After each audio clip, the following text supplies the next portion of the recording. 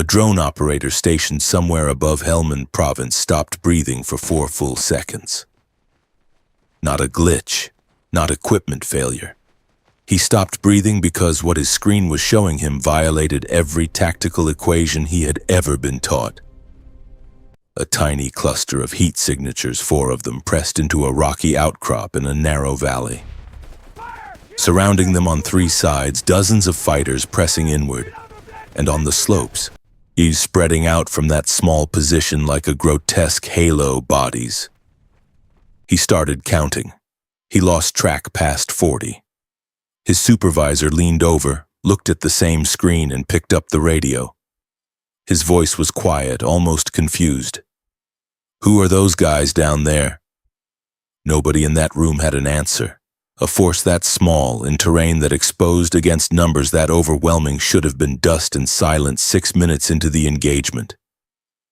They were not dust and silence, and that is the only place to start.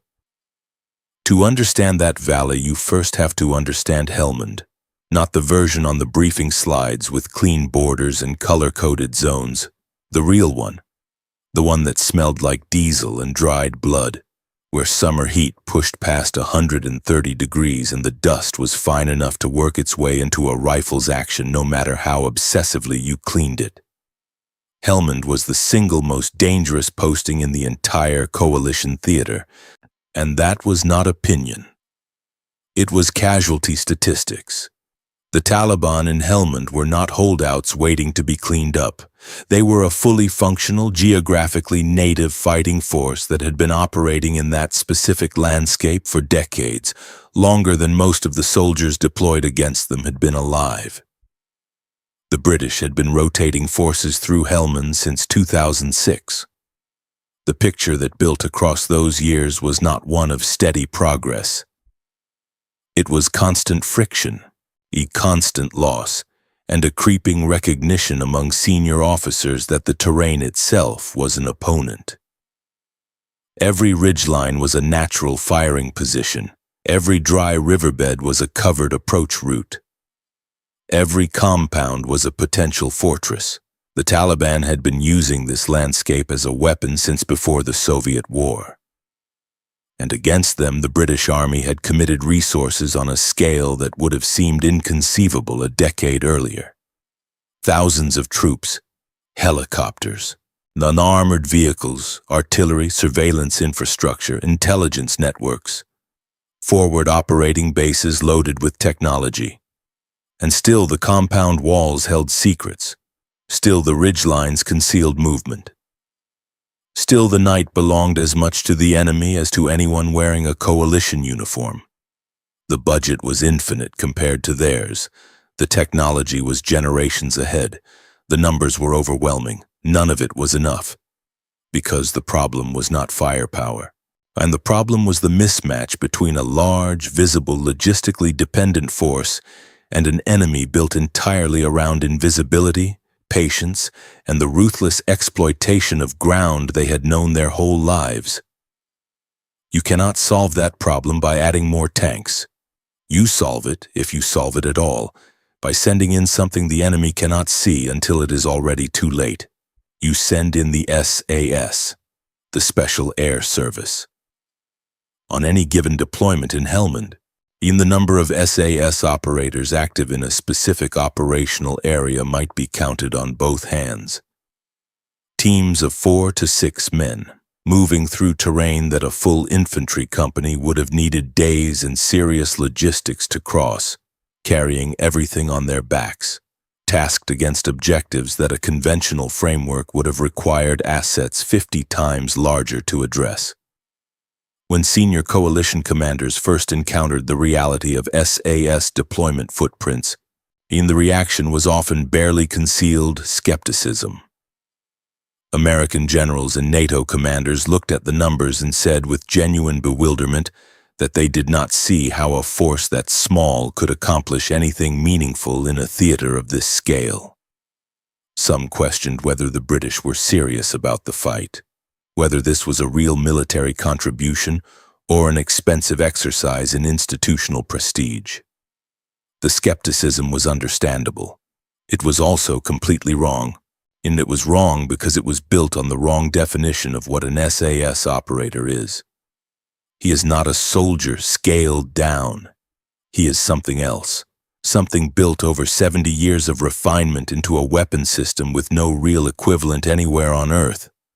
And to understand what happened in that valley, you need to understand what that building process actually does to a human being. SAS selection is not a fitness test. Every candidate who reaches it is already physically capable, and what selection is actually testing has no clean label in ordinary language. It is testing whether a man, when his body has sent every available signal that it is time to stop, will choose not to. Not because he cannot feel the pain, because the part of him that makes decisions has, somewhere in its formation, stopped treating the body's distress signals as commands. This is one of the rarest psychological configurations in human beings. Men who are genuinely hard, men who have seen combat, men who have excelled in demanding regular units. They sit down in the rain on a Welsh hillside with 60 pounds on their back and they do not get up again. Not because they are weak in any meaningful sense, but because what selection is filtering for is not present in them. And no amount of will in the motivational poster sense of the word can substitute for it. The men who pass are not physically extraordinary. They are differently wired, and their relationship to suffering is not the ordinary human relationship. It is the relationship of a man who looks at pain and decides it is data, not a command. What follows selection is continuation training that covers demolitions, signals, medicine, languages, navigation, long-range marksmanship, close-quarters battle, intelligence collection, hostage rescue, combat survival. The breadth is vast. The depth is what matters. An SAS operator does not get introduced to these disciplines. He gets drilled in them until execution is reflexive, until his hands do the right thing before his conscious mind has finished processing the situation. When the world goes sideways, he does not freeze. He executes, clean, fast, automatic. Not because danger has disappeared, because the trained response to danger has been driven deeper into his nervous system than the instinct to panic. That is the weapon, not the rifle. The man. And the team that entered the Helmand Valley that day had been tasked with a reconnaissance mission. Intelligence showed a Taliban compound in a remote section of the valley system, a node in the network the SAS had been systematically dismantling for months. The profile was clean. Insert, reach the observation point, assess the compound, extract. No contact expected.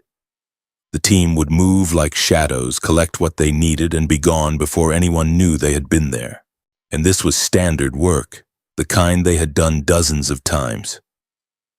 The commander, a major with deep operational experience, had run missions exactly like this across 2 deployments. His senior sergeant had done the same.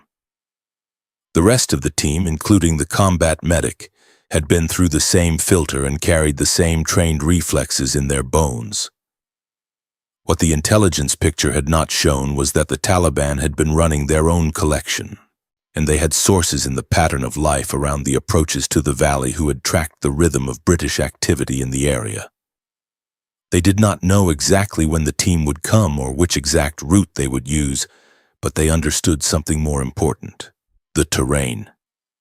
There were only so many viable observation points on that compound.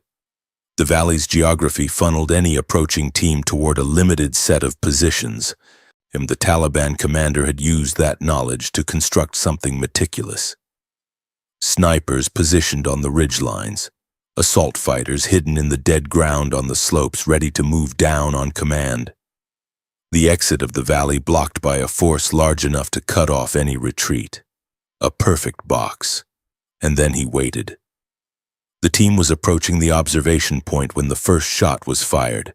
A single .338 Lapua Magnum round from a position on the ridgeline above them.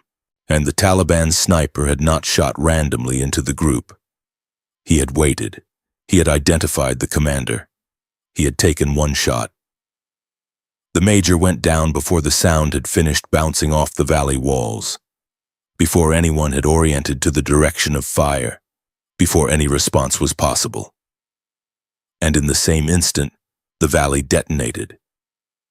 Fire from the ridgeline, fire from the slopes, rounds snapping through the air with the specific crack that means they are passing inches from a human body, our dust erupting from the rock face.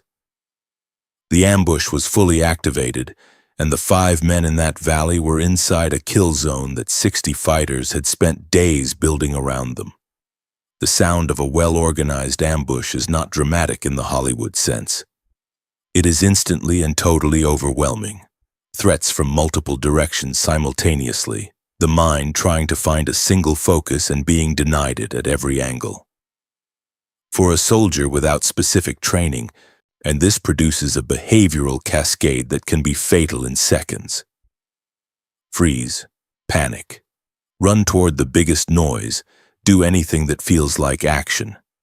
These are human responses. They are what happens when the nervous system is flooded beyond its capacity to process. For the 4 men still on their feet, none of that happened.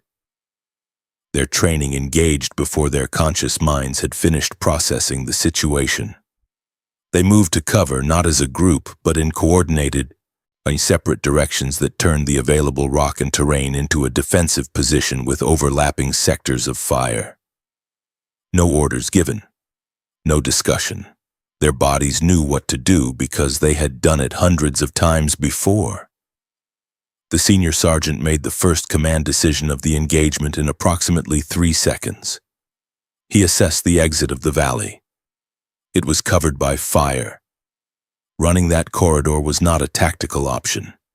It was a death sentence, and he assessed the 4 operators he had available, including the medic who was already moving to the commander.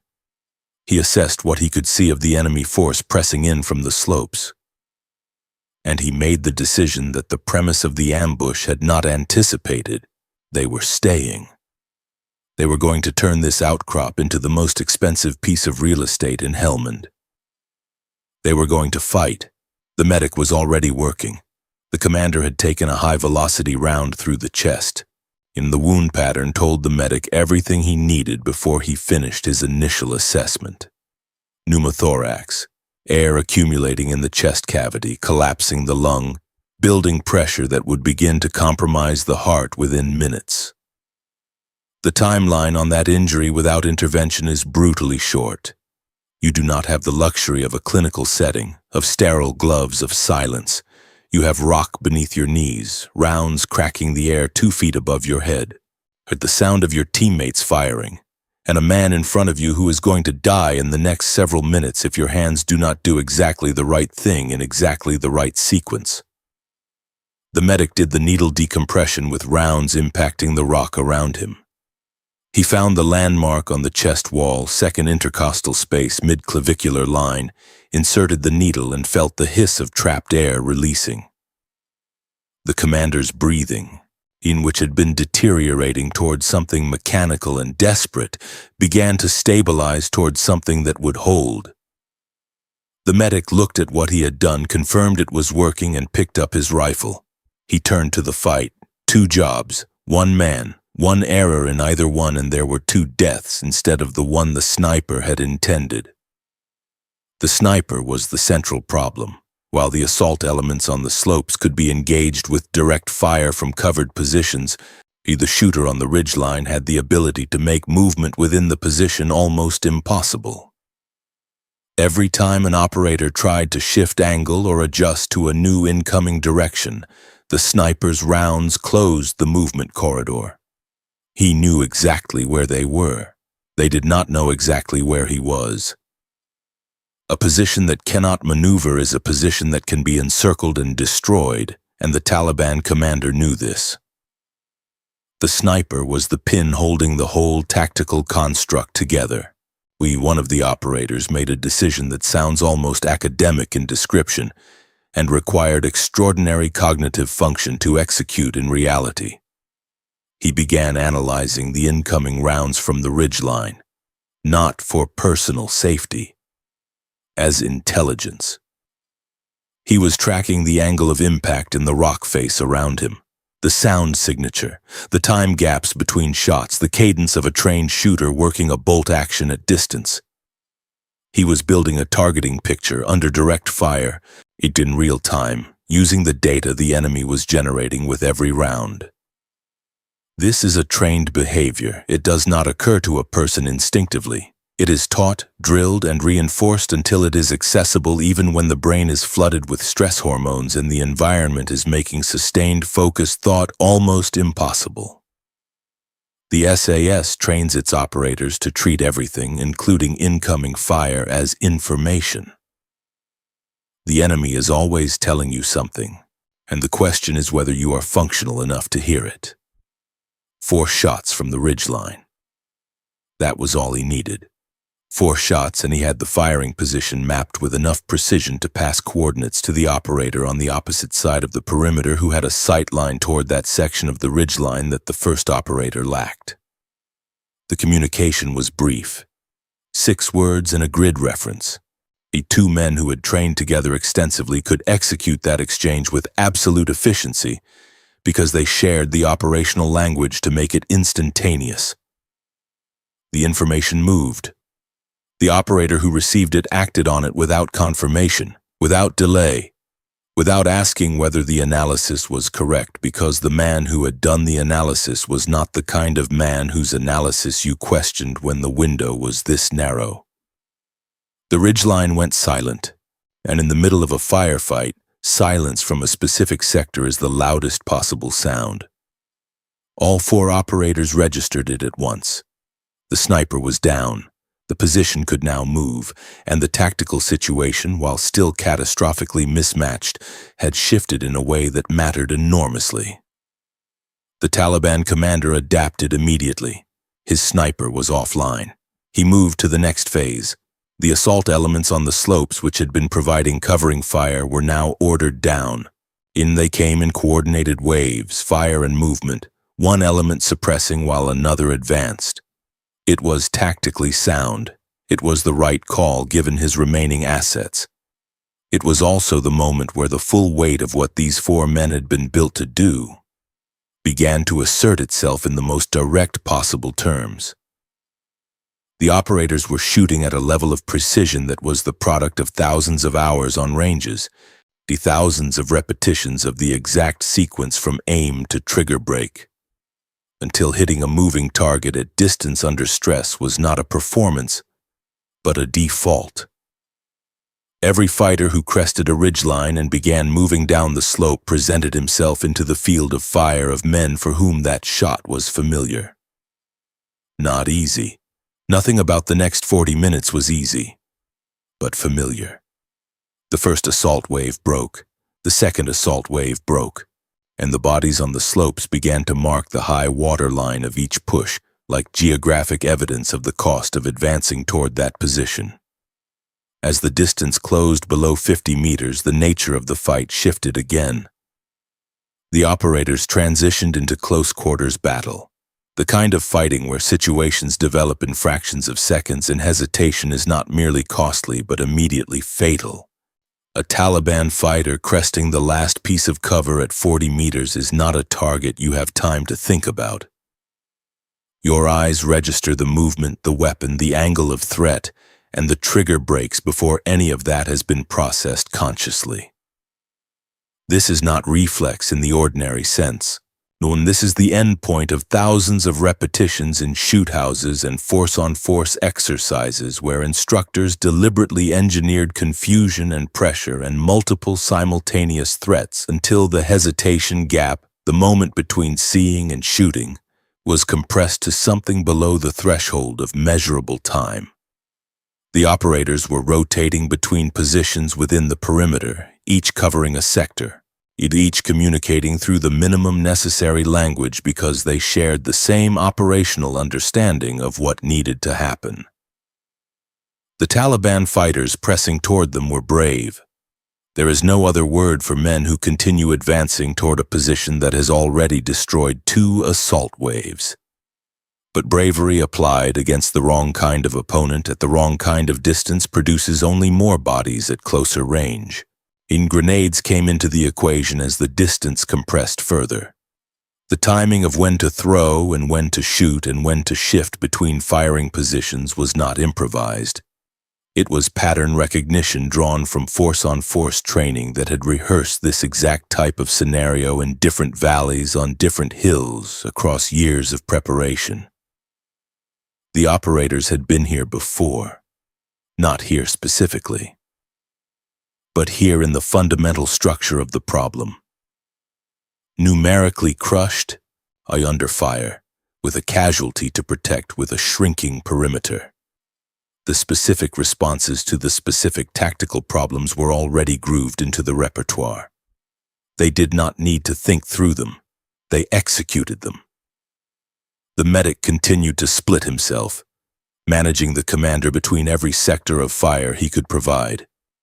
The pneumothorax decompression had bought time, but chest wounds in the field are dynamic.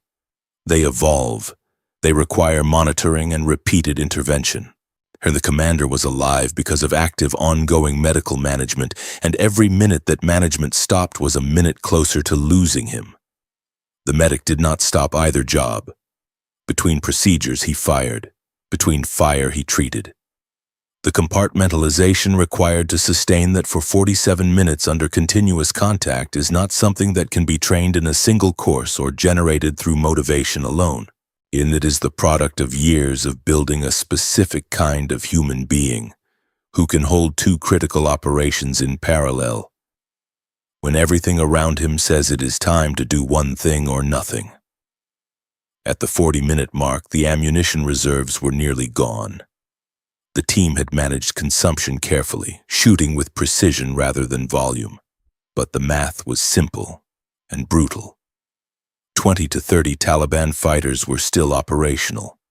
The perimeter, which had started as a rocky outcrop with reasonable depth, had been compressed by the fighting into a circle roughly 20 meters across, attacked from 3 sides simultaneously. The 4 operators were cycling between positions continuously, each man covering his sector and overlapping into the adjacent sector when a teammate needed to reload or shift. Every grenade that went out bought seconds. Every burst of direct fire that broke an advancing element bought distance. But the ammunition was finite, and the fighters pressing in were not. The radio said help was coming. In Helmand, in a remote valley, coming could mean many things. The gap between the ammunition running out and the helicopters arriving was the final grinding calculation of the engagement. The one where the numbers had no good answer. The question was not whether support would come. The question was the size of that gap, and whether the 4 men in that circle could keep the perimeter intact long enough to bridge it. The Taliban fighters still alive in that valley were dealing with something that had no tactical solution available to them. The sniper was gone.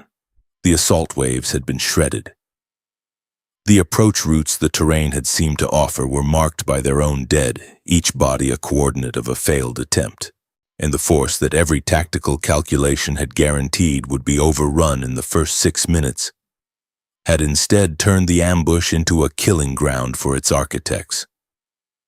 There is a specific psychological process that happens to soldiers when the thing they were certain of turns out to be false. When the enemy they expected to fold simply does not fold. When every resource deployed against a position, the sniper, the flanking elements, the coordinated assault waves, fails to break it. The certainty inverts.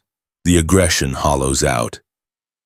Men who fight from the confidence of overwhelming numbers and prepared terrain begin to question the ground beneath them when the numbers stop working. 60 had become 40, 40 had become 30. 30 had become something smaller, something fragmented and increasingly unsure of itself. The fighters who were still alive and still in the valley were no longer executing a tactical plan. They were surviving one, and the 4 men in the center of that position, who were running on near-empty magazines and 40 minutes of sustained combat, were still there. Still rotating, still firing. The psychological mathematics of the engagement had inverted completely from what the ambush had been designed to produce. The Apaches came over the ridgeline. The pilots looking down through their system saw what the drone operator had seen.